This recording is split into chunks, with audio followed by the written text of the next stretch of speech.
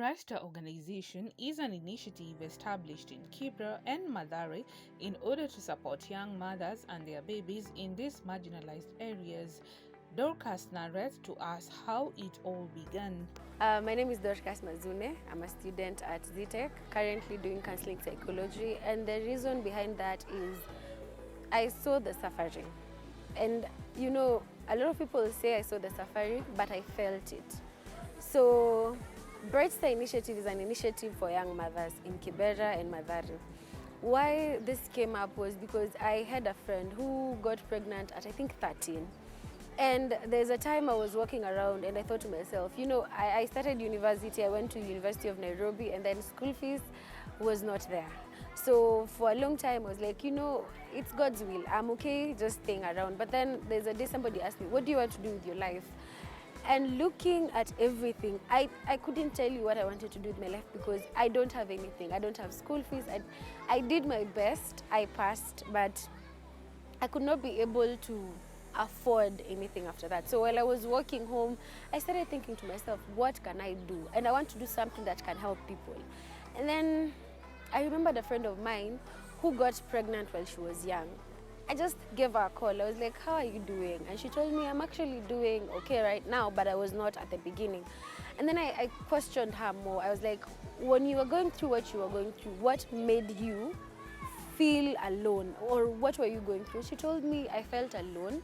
People insulted me because I was pregnant. People said a lot of things against me, not knowing how I got to that point.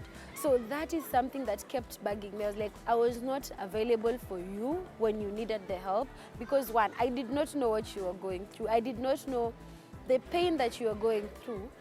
But now that I know, what can I do about it? Yes, I don't have the finances. Yes, I don't have anything to say I'll start helping. So I had a conversation with Esther and I was like, I've talked to, it was our mutual friend. I told her I've talked to a friend and she says she went through a lot. And I asked her, what did you want when all that was happening, when people were insulting you and when people said all these things, not knowing how you got pregnant and you were young and they were singing songs, ridiculous songs to you. What did you want? She said, I needed somebody to be there for me. And I told myself, it won't cost me a dime to be there for somebody else. So when I gave Esther the idea, she was like, oh wow, you're dreaming big here. And I was like, no, I just want to be there for somebody. We are privileged to meet these beautiful young ladies, Lona Tikolo and Esther Njeri, both beneficiaries at the Brightstar organization, and they open up to us about their experiences in this family. Kwa majina naitwa Winslet Atieno Uma, nimetoka Silanga. Niko na mtoto mmoja anaitwa Faim, ako 1 year. Nilijua through kupitia msichana anaitwa Lorin. Aliambia mama mmoja amtafutie wasichana. So huo mama alinitafuta, akanieleza lakini sikuwa sure. Sasa siku moja nikipita nikaona ni decide kuingia huku ndani niangalie ni nini wanasaidia. Sasa kuingia nikapata wasichana wengi kama mimi wako huku. Ndo nikaamua kudecide kukaa huku nao ili niendelee kufunzwa mambo mengi, kujihusu. Kwa majina ni Lorin Auma. Mimi niko na mtoto mmoja anaitwa Asmin Aoko.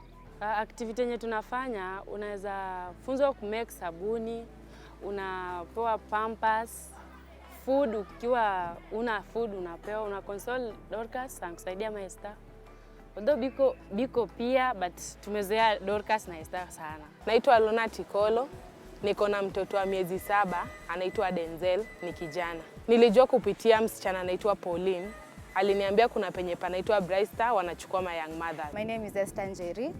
I'm a volunteer at International Mental Health Association. Biko was working at International Mental Health Association, and there's this day, miraculously Dan, the executive director, asked to have a meeting with me. And so, you know, I don't have the qualifications, I don't have anything. And he asked me, what would you want to do? And I said, I want to help young mothers. And he was like, okay. Because a lot of people have these ideas. And then he was like, okay, you do this. I don't have the funds. You go see what you can do. Go look for young mothers, start helping. So at this moment, I don't have any funds. I don't have anything. I just took Esther and we went and we started looking for people. So we went to Mathare at first because there's a program ongoing in Mathare where old people are given help. So I used to go there every Friday. Now, This time around, I was like, no, I'm not going to old people. I want to look for young moms. But the first person I asked about young moms was like, why are you trying to help them? They messed up. And I'm like, no, they didn't. Because if you sit down with a young mom, now that I have the knowledge, when you sit down with them, not all of them, it didn't happen the same way. One mentioned that she got pregnant because she was hungry. This guy gave her food. There was no food at home. So how do you start criticizing this young mom who the reason of why she got pregnant was food because of the situation? Others, it's rape. So how do you start criticizing people like that? But then I gave up at first because when I was asking around for young moms, they were telling me, no, you can't help people who have already decided to do this. Then the next thing I did, I was like, okay, you're not helping me. I'll keep on pushing. So I went to the first young mom. I had a conversation with her. I was like, I don't have anything. I'm just going to be here for you. If you want to talk, if you need someone, I'll just be here. So I started by, and when you talk to them, you notice, what's the biggest stress you have? I don't have Pampers. So I started going out of pocket, getting a packet of Pampers, which is like for 130. Sometimes you don't have the cash. Because 130, yeah, you don't have it. But then I was like, okay, I'll try as much as possible. And because we built a friendship with them, they know, if she doesn't bring anything, it's okay. So they tell me, oh, at home, my mom was yelling. She called me a prostitute. But then you're like, don't worry, it's going to be okay. So they're talking about how this kid is giving birth to a kid and all those insults. The young moms take it in and they don't have anyone to talk to this about. Because you will go tell somebody and they tell you, so you got pregnant on your own. Who told you to keep the baby?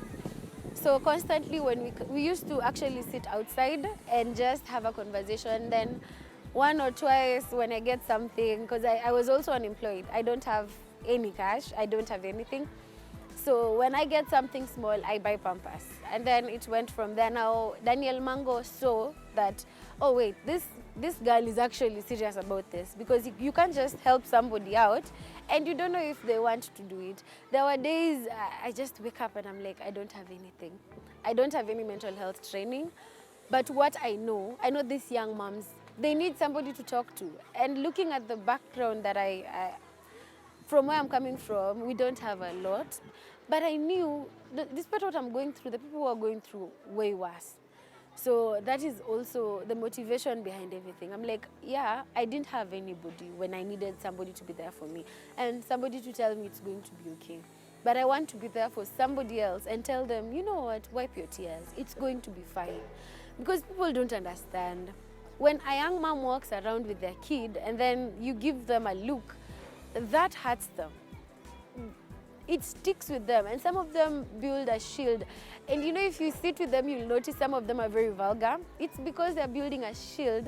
You've already insulted them so much, and they're trying to give you a piece of what you're giving them. So that's what I'm trying to show them. No, you have a community, you have me. Sometimes their parents, let me tell you, there are girls here who've been told, you need to move out. And then somebody does not have anything, they don't know where to go. And if I was to dream, that's what I'd probably dream of, getting like a safe house for them, where in case you're told you have 3 days to be out of this house, I can tell them, stay here for a while. It will be fine, and then we figure something else out. Another challenge these young moms are facing is you go look for a job and people are telling you, we can't employ you. You have a kid. Imagine it's not like it's a pass. You can leave home and then go look for a job. And the reason behind me trying to help them out is because of that one girl who told me how or what she was going through. And the fact that I was not there for her, I hope that I can be there for so many other girls. She ended up having to prostitute herself to help the baby. Now she's at a point whereby she's positive. You see, if we helped her at the beginning, we would have skipped a lot of this. And that's the reason for Brightstar initiative. And I really am grateful for Daniel Mango believing that I had passion for this and I really wanted to help. You don't need much to help. You just need to be available. Dorcas herself, being born and raised in Kawangware, knows better what the situation of lack means. After all, she lacked the most of the basics you can ever imagine. This shaped her personality to this date. I have lived in Kawangware my whole life. Went to schools in Kawangware. I can't say I've been raised anywhere else. The only time I got a chance to get out of Nairobi or Kawangware is when I went to high school. I went to the final, I actually did my class 8 at a children's home because it was slightly affordable for the school fees. Still, I was not able to finally clear the debt, but because I passed my exam, that's why they were okay with, okay, you can take your clearance. Growing up was tricky. It was very tricky. And the fact that, you know, being a 10-year-old and thinking the only solution you have is death, you know, it's not simple. And that is what motivates me. The fact that you wake up and, you know, you don't know what you're going to eat, you don't know. And I'm thinking to myself, some of these young moms probably go through that a lot of times. That's why when I get a call, and some of them I've given them a code. If in case you need any help or you're about to sleep hungry, send me a please call me. You don't need to have credit. And I'd rather be the one who sleeps hungry than them, because right now I have people who are supporting me. I have my husband, I have Esther, and I can talk to them, and some of these young moms don't have that. So I went to several primary schools and, you know, changing schools, having, you know, eventually people get to know and they're like, wait, your uniform is so torn, why do you wear a torn uniform? And you can't start telling them, my parents can't afford. And that's why I'm currently a very good sewing person. I do that very well. And it's when I went to high school and I was able to do that with so much precision, they're asking me, how are you able to do this and you're not taught? I'm like, I had a lot of uniforms to mend. I went to a high school called Kisao Girls. It's in Makueni. So I did Form 1 and Form 2, and eventually the school fees was too difficult, so I went to a day school called Elion. And at some point, miraculously, somebody paid my school fees. Until this moment, I don't know who did that. So I am very happy for that, but I don't know who they are. I don't know what happened. But then after that, I was able to go back to Kisau. I did my Form 4. Despite the fact that half of the school time I was not in school, people got to a point thinking I actually enjoy going home for school fees, because what can you do? Like every time you hear the roster, people are going home for school fees, you start packing your stuff because you know you've not done anything. And then, yeah, I was in debates. I did great debaters. I love talking, and that sort of is my channel of escaping everything. I talk a lot. That's when I did my exam. I got a B minor. I was called at a university, Egerton University, but the school fees, I could not be able to go to Egerton. So I was like, what if I try UN? So I went and joined UN to do English and literature. Did the first semester, then school fees again. So I was like, okay, you know what, I've tried. I've done everything I can do to try pay school fees. My parents can't be able to, so you can't put that burden on them. I tried working, I did several jobs, but then I couldn't be able to support my school fees. Then that's when I took a step back, and God did miracles. That's how once I started Brightstar, and then Daniel Mango was like, okay, you can't be helping people and you yourself, you need help. So he asked me, what would you want to do? And I was like, wait, these young moms, because you need certification sort of to be able to help them with their mental health.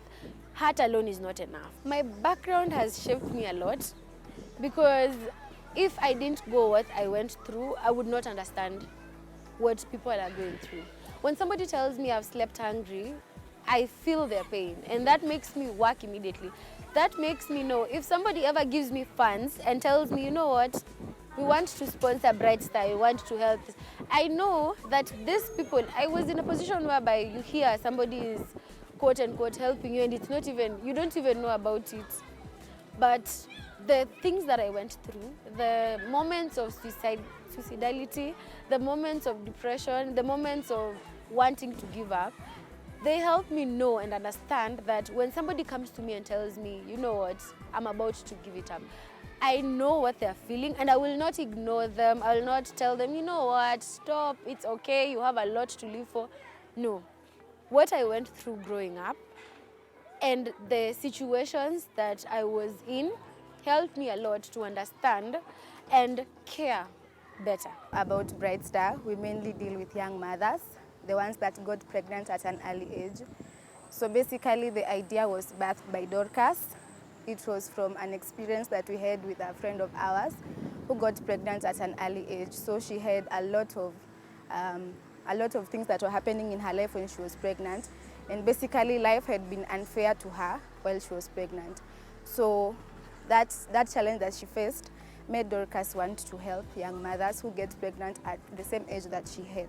Brightstar is fun. Brightstar is everything. I know it's my baby. I love Brightstar so much. So what we do here, we have several small projects within the whole project, because when you want to help, don't just think linear. Think of things that you can do, because when I mentioned before my life, I look at the things that I would have wanted to happen to me. Now I try channel those things to these young moms. So one of the things we do is hair day. Hair day, we come together, we wash each other's hair, we put on face masks, I pamper the girls, we do our feet, we do our hair, we go all out. Because some of these young moms, they don't get the time to start making themselves feel beautiful, making themselves feel confident and comfortable in their own skin. So the main agenda and the reason for Hair Day is to be able to help these young moms feel good, look good, and build your confidence. Some of them don't get the financial support to be able to go to the salon, do your hair, do your nails, do your face. So what I do is I buy all those products, because it will be very expensive to take them to the salon and a spa day. So it's sort of a spa day for us. We do have a lot of fun. The other thing we do is soap making. Soap making is where I teach them a skill to be able to use that skill and earn a living out of it.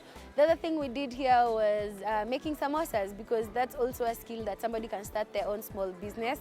Once I am not there, or once Brightstar, they graduate out of Brightstar, they can be able to fully self-sustain themselves.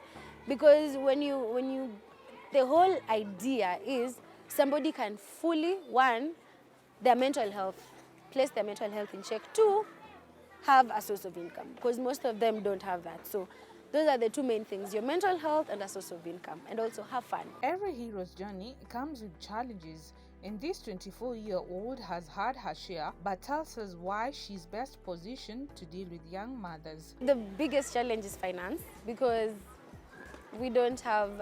currently we don't have a sponsor for the program. So it's out of pocket, or our executive director sometimes is the one who helps a lot with the project, because he sees the impact. And you will tell them about the project, but we can't quantify how these young moms are feeling at the end of the day. I think Biko has mentioned the mad, sad, glad, afraid, and you can't quantify how you make the girls feel. So it's quite difficult to quantify everything that we do, but that is the biggest challenge: finance, and then the pampers and sanitary towels and panties for the young moms. So those are the things that is a main challenge. But I'm grateful that I have people who are there for me, that in case something is too overwhelming, I can share and I can be like, this is, I don't know what to do. And then situations whereby somebody tells you they're being kicked out, you don't know where to take them. You can't invite somebody in your home and they have a kid and all that. So that is the biggest challenge. The warm-hearted young lady reveals to us what her spirit is to do charity to her neighbor. Being able to have like a room whereby I can be like, in case of anything, in case somebody is chased out in the middle of the night, they can sleep here. Like the other day we had an incident where one of the young moms, their house was burnt down. So I don't have anything I can do. I don't have the capacity. When you see them laugh, when you see them relax, when I see them do, I'm at Brightstar. That's the motivation that keeps me going. Also my husband, he's the one who's always there, and sometimes you feel like giving up, but you know why you're doing what you're doing. Esther and Jerry, she's always there. She's like, let's keep on keeping on, because sometimes you can have your own mental health stuff bugging you, but then when I see the young moms, I see them make fun, I see them laugh, I am like, oh wow, I'm doing what I was sent to this earth to do. So also my father, he's always there. Sometimes, you have some very tough decisions to do. And I'm actually 24. I'm 24 and there are some decisions that I don't know what to do about them. So I ask my father for help. He tells me, with age comes wisdom. He helps me in making some decisions here and there. And also, International Mental Health Association. If not for IMHA, I don't think the project would still be here. IMHA, the Black Mental Health, Liz D'Amelio and Dan Mango, those are the people I give the most shout out to.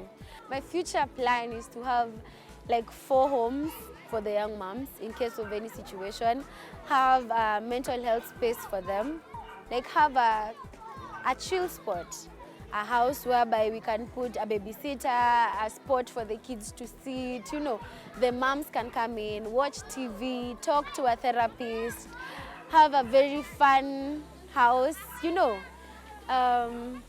being able to have